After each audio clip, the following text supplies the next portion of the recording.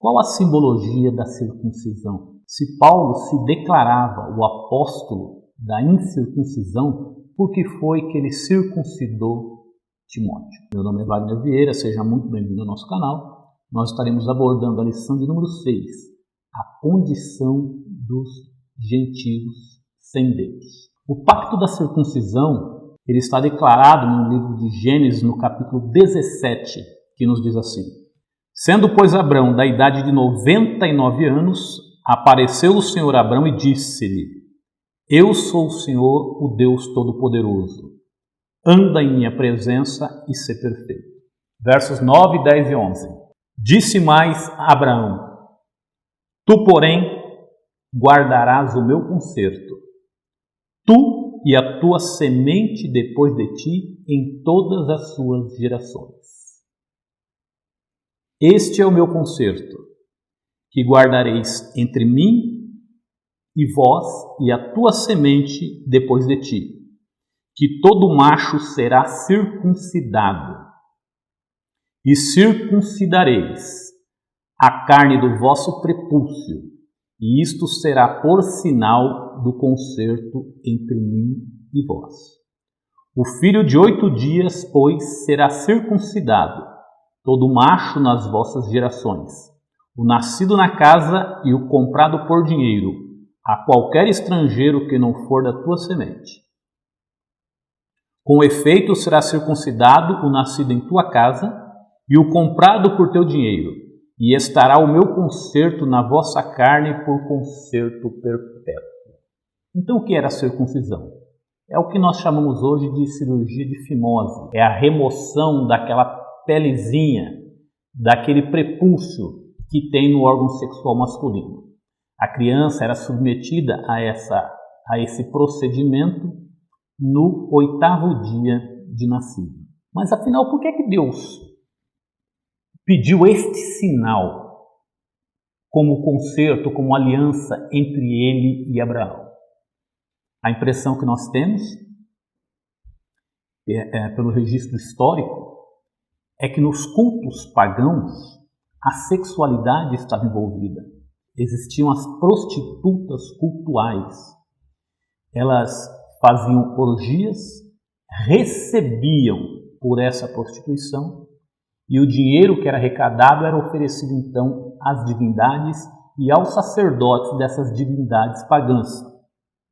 A impressão que nós temos é que Deus queria mostrar que aquele concerto era um concerto de santidade entre ele e o povo. Logo, a remoção desse prepúcio, essa marca que o povo de Israel iria carregar, era uma simbologia de santidade. Isso pode ser confirmado no livro de Êxodo, no capítulo 19, versos 5 e 6, que nos diz assim: Agora, pois, se diligentemente ouvirdes a minha voz e guardardes o meu concerto, então sereis a minha propriedade peculiar dentre todos os povos, porque toda a terra é minha. O que Deus está dizendo aqui? Que dentre todos os povos, porque a terra é dele, ele escolheu o povo de Israel através da chamada de Abraão e agora está fazendo um concerto com os descendentes de Abraão. Verso 6 nos diz assim: E vós me sereis reino sacerdotal e povo santo. Estas são as palavras que falarás aos filhos de Israel. Então perceba que Deus diz assim: se vocês guardarem o meu concerto. Qual é o concerto? Aquele concerto que Deus fez com Abraão, quando ordenou a Abraão que fizesse a remoção do prepúcio de todo macho. Deus está dizendo aqui: se vocês guardarem o meu concerto, vocês serão santos. Então existe uma relação da circuncisão com a santidade. Essa separação entre Israel e os demais povos, os povos pagãos, ela pode ser vista no templo em Israel, o templo de Salomão. Existia um pátio do homem judeu, existia um pátio mais externo, que era da mulher judia, e existia um pátio mais externo ainda, que era do homem não judeu, ou seja, o pátio dos gentios. Perceba que o gentio ele não tinha acesso à parte mais interna do templo, ou seja, ele estava distanciado de Deus. E isso era uma demonstração da separação que existia entre os gentios e a adoração do verdadeiro Deus. Com o tempo, isso começou a ser motivo de desprezo do povo judeu para com os demais povos, porque eles não tinham conseguido entender a promessa de Deus e o propósito de Deus, porque Deus tinha dito a Abraão: em ti serão benditas todas as famílias da terra. Por que é que seriam todas as famílias da terra benditas em Abraão? Porque da semente de Abraão, Deus formaria uma nação e dessa nação viria o Messias, que traria salvação para todos os povos. Mas o povo de Israel não conseguiu entender isso, de maneira que a circuncisão passou a ser vista com desprezo pelo povo de Israel em relação às demais nações. Nós podemos confirmar isso no caso do suicídio de Saul. No primeiro livro de Samuel, no capítulo 31, no verso 4, Samuel pede ao seu pajem de armas, ao seu escudeiro, e ele diz assim: eu estou quase para morrer, porque eles estavam numa batalha. E ele disse: retira a tua espada e me mata, para que não venham esses incircuncisos e me matem e zombem de mim. Mas a Bíblia diz que o seu escudeiro temeu e não fez. Então Saul lançou-se sobre a própria espada e se matou. Perceba que Saul, quando se refere aos filisteus, ele se refere a um tom de desprezo. Ele diz assim: eu prefiro que você me mate do que venham esses incircuncisos e me tirem a vida e zombem de mim. Com o tempo, o termo incircunciso passou a ser também uma simbologia de coração endurecido. Nos diz assim a palavra de Deus em Jeremias, no capítulo 6, no verso 10. A quem falarei e testemunharei para que ouça? Eis que os seus ouvidos estão incircuncisos e não podem ouvir. Eis que a palavra do Senhor é para eles coisa vergonhosa, não gostam dela. Perceba que é uma reclamação de Jeremias contra o próprio povo de Israel, e ele vai dizer que o povo era incircunciso de ouvidos, ou seja, não estavam nem aí para a aliança que o Senhor tinha feito e não gostavam de ouvir a palavra do Senhor. Uma coisa que o povo de Israel não conseguia perceber é que a promessa dizia respeito também aos gentios. E nós podemos ver isso no Evangelho de São Mateus, no capítulo 1, na genealogia. Ali existe um fato curioso, porque a genealogia contava somente os homens judeus. Mas duas coisas acontecem na genealogia do Senhor Jesus. É incluído mulheres. Isso por si só já é curioso. Mas além disso, eram mulheres pouco qualificadas para constarem na genealogia. Vamos dar uma olhada nisso? Mateus capítulo 1, verso 1 nos diz assim: livro da geração de Jesus Cristo, filho de Davi, filho de Abraão. Abraão gerou a Isaque, Isaque gerou a Jacó, Jacó gerou a Judá e a seus irmãos. E Judá gerou de Tamar a Pérez e a Zerá. Quem era Tamar? Era a nora de Judá. E a Bíblia vai nos dizer que existia uma lei chamada Lei do Levirato, que quando a mulher era casada com um homem e esse homem viesse a morrer, o seu irmão tinha o dever de engravidar essa mulher para que ela não ficasse desonrada em Israel. Era extremamente importante que essa mulher tivesse um filho. Mas a Bíblia vai nos dizer que Judá deu seus filhos para essa mulher, mas os filhos também morreram. E aí sobrou só o caçula. E ele então começou a enrolar, não quis dar o seu filho para essa mulher. E a Bíblia vai dizer que ela se vestiu de prostituta quando Judá estava viúvo, e ela então teve uma relação com o seu sogro e acabou concebendo. E a Bíblia está incluindo essa mulher na genealogia do Senhor Jesus.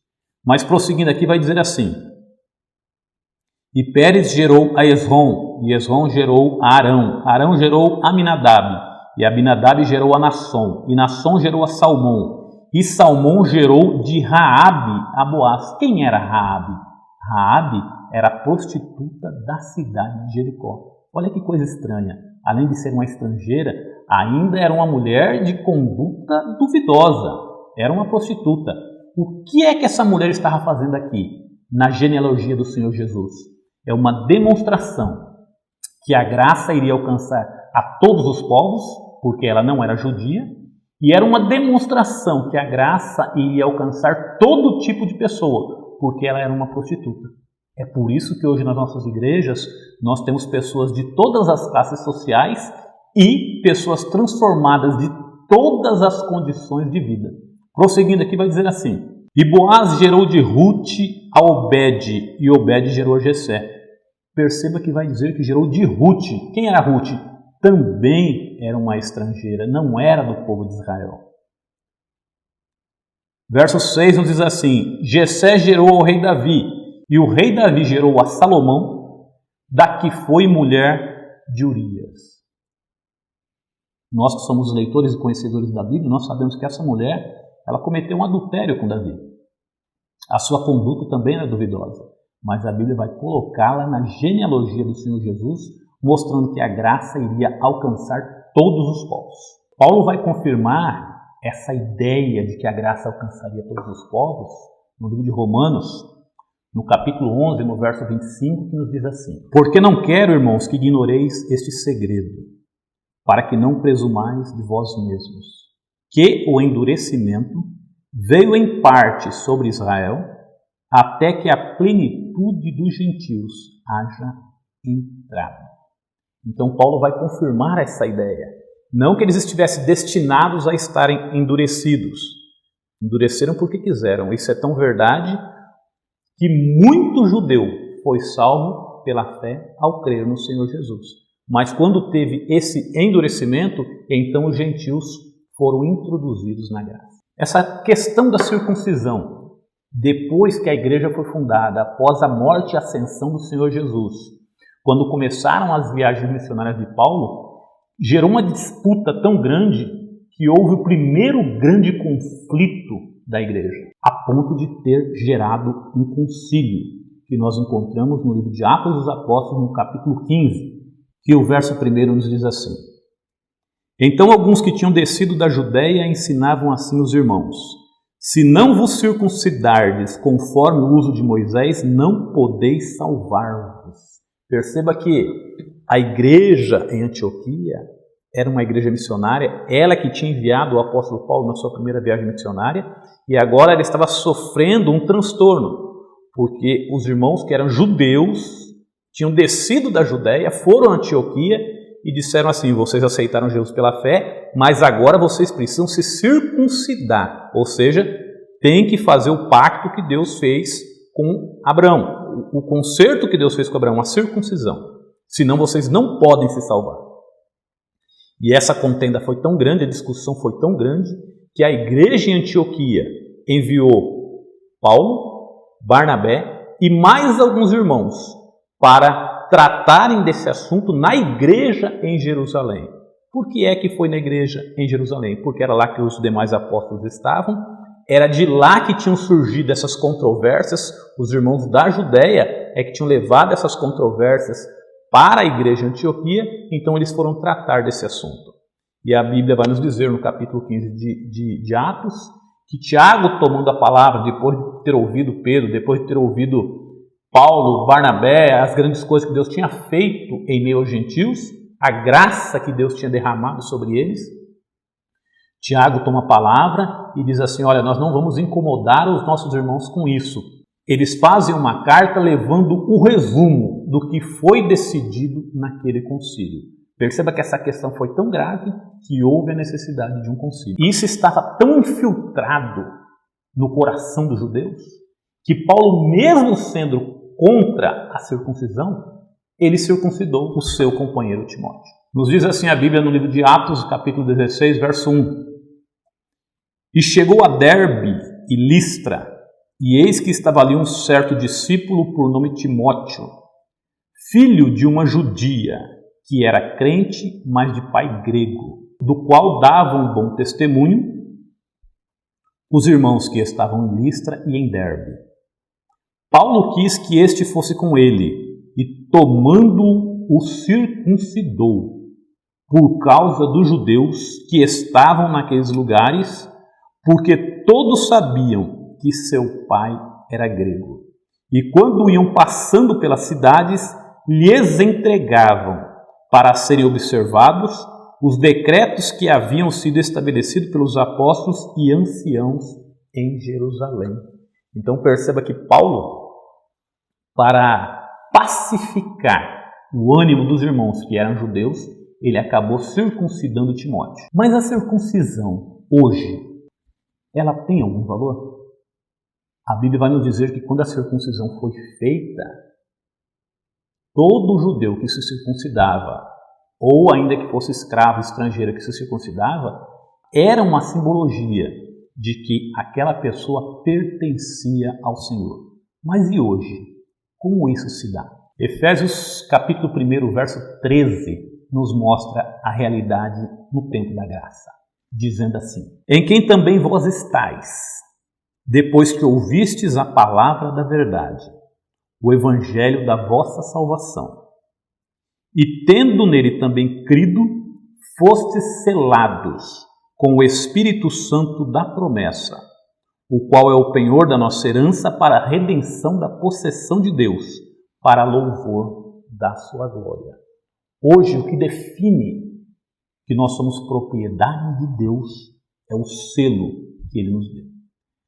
Era muito comum na antiguidade, quando um homem ia fazer as suas aquisições de animais, ele primeiro ia, adquiria, colocava o seu selo, ia de viagem e depois os seus servos iam buscá-los, reconhecendo o selo do seu Senhor.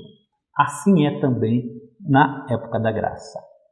Hoje, ao aceitar Jesus, nós recebemos o selo de propriedade, a marca de Deus através do Espírito Santo, de que nós lhe pertencemos. E quando se der o arrebatamento da igreja, então aqueles que são seus, o Espírito Santo o levará para o seu Senhor. Na segunda carta de Paulo a Timóteo, no capítulo 2, verso 19, isso está explícito quando nos diz assim: todavia, o fundamento de Deus fica firme tendo este selo.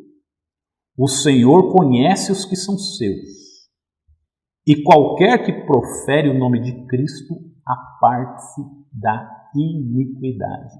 Então perceba que o pacto entre Deus e Abraão era em parte se referia à santificação, mas aqui Timóteo está dizendo: o Senhor conhece os que são seus. Por que conhece? Porque eles estão selados com o Espírito Santo. E todo que traz esse selo aparte-se da iniquidade. Então o selo nos dias de hoje, a aliança nos dias de hoje, também é um símbolo de santidade, também é um símbolo de santificação. Jesus, quando fez essa aliança, ele diz assim: este é o novo testamento no meu sangue, esta é a nova aliança no meu sangue. Quer dizer, a aliança velha passou e agora nós temos uma nova aliança na era da graça. Paulo vai confirmar essa verdade na sua carta aos Romanos, no capítulo 2, no verso 29, que nos diz assim: mas é judeu o que o é no interior, e circuncisão a que é do coração, no espírito, não da letra, cujo louvor não provém dos homens, mas de Deus. Então Paulo está dizendo que existe uma circuncisão que não é feita pela mão dos homens, um pacto, um sinal que não é feito pela mão dos homens, mas feita pelo próprio Deus, pelo Espírito Santo. Uma circuncisão que ocorre no coração de cada ser humano quando ele é regenerado, quando ele aceita Jesus como seu Salvador e passa a ser uma nova criatura. Essa falta da circuncisão do pacto que Deus havia feito com Abraão colocava o gentio numa tremenda desvantagem. E Paulo vai mostrar isso na sua carta aos Efésios, no capítulo 2, no verso 11, quando ele diz assim: portanto, lembrai-vos de que vós, noutro tempo, éreis gentios na carne, e chamados incircuncisão, pelo que na carne se chama circuncisão feita pela mão dos homens. Ou seja, os judeus olhavam para os gentios e diziam: vocês são incircuncisão, vocês são incircuncisos. E Paulo vai mostrar as consequências deles serem incircuncisos.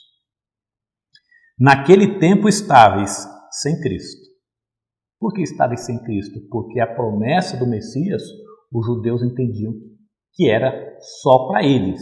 Eles é que aguardavam o Messias do Senhor. Então os gentios estavam sem Cristo, separados da comunidade de Israel. Nós já mencionamos aqui que os gentios tinham que ficar no pátio exterior. Tinha um pátio só para eles, para que eles não se misturassem com os judeus. Estranhos ao concerto e às promessas, porque as promessas elas eram somente para os judeus. Como é que eles iriam ser incluídos no concerto? Aos olhos dos judeus isso era impossível. E sem Deus no mundo. É claro que os gentios eles tinham os seus deuses, mas Paulo estava dizendo que eles eram sem Deus, sem o verdadeiro Deus. Agora, a Bíblia vai nos mostrar, no livro de Romanos, no capítulo 11, quando vai falar da oliveira, que Deus era poderoso para enxertar, e Ele assim o fez. O capítulo 11 vai nos mostrar Deus enxertando um ramo de oliveira brava na oliveira verdadeira. E a Bíblia diz, o texto diz que Deus é poderoso para assim fazer. Vamos dar uma olhada, Romanos capítulo 11, a partir do verso 13, que nos diz assim: Porque convosco falo, gentios, que enquanto for apóstolo dos gentios, glorificarei o meu ministério, para ver se de alguma maneira posso incitar à emulação os da minha carne e salvar alguns deles. Porque se a sua rejeição é a reconciliação do mundo, qual será a sua admissão, se não a vida dentre os mortos? E se as primícias são santas, também a massa o é. E se a raiz é santa, também os ramos o são. E se algum dos ramos foram quebrados, e tu, sendo zambujeiro, foste enxertado em lugar deles, e feito participante da raiz e da seiva da oliveira. Então perceba que a promessa chegou para os gentios. Aos olhos dos judeus isso era impossível, mas a Bíblia diz que os ramos naturais eles foram quebrados da oliveira e nós que éramos zambujeiro bravo fomos enxertados e frutificamos. Então a graça também chegou para os gentios. Se esse vídeo tem sido relevante para você, não esqueça de dar o seu like como forma de gratidão. Não se esqueça de se inscrever no nosso canal, acionar o sininho das notificações, pois todas as vezes que nós colocarmos alguma coisa nova aqui no nosso canal, você será notificado. Não esqueça também de compartilhar com seus amigos, com seus irmãos, com aqueles a quem possa ser útil esse vídeo. Por fim, para encerrar, eu quero ler um texto que tem sido bastante debatido, porque algumas pessoas dizem que a circuncisão é o batismo. Colossenses, no capítulo 2, no verso 11, nos diz assim: No qual também estáis circuncidados com a circuncisão, não feita por mão no despojo da carne, a circuncisão de Cristo, sepultados com ele no batismo. Nele também ressuscitastes pela fé no poder de Deus, que o ressuscitou dos mortos. Quero abordar esse versículo porque muitas pessoas usam esse texto para justificar o batismo de criança. Assim como o judeu era circuncidado ao 8º dia, eles colocam o texto dá a impressão que essa circuncisão por Cristo seria o batismo e que esse versículo estaria justificando o batismo de criança. Isso não é possível, porque em Marcos 16,15 vai nos dizer assim: Ide pregar o evangelho a toda criatura, aquele que crer e for batizado será salvo. Então existe a necessidade de crer. A criança com 8 dias, ou sendo ainda bebê, não tem essa possibilidade de crer, mesmo porque ainda não pecou. Então não é isso que o texto está dizendo. Se não bastasse isso, o texto não é claro quando diz no batismo. Verso 12 vai dizer assim: sepultados com ele no batismo, nele também ressuscitastes. Esse batismo poderia estar se referindo a muitas coisas. Ao próprio batismo do Senhor Jesus no Rio Jordão, Poderia estar se referindo à morte do Senhor Jesus, poderia estar se referindo ao próprio batismo do crente, poderia estar se referindo à inserção desse crente no corpo da igreja, que é um batismo no corpo de Cristo. Teria uma infinidade de batismos e o texto não deixa implícito qual batismo seria. De forma alguma o texto está justificando o batismo de Cristo. Reforçando, se você gostou desse vídeo, não deixe de curtir, compartilhar e se inscrever no canal. Deus te abençoe e até a próxima.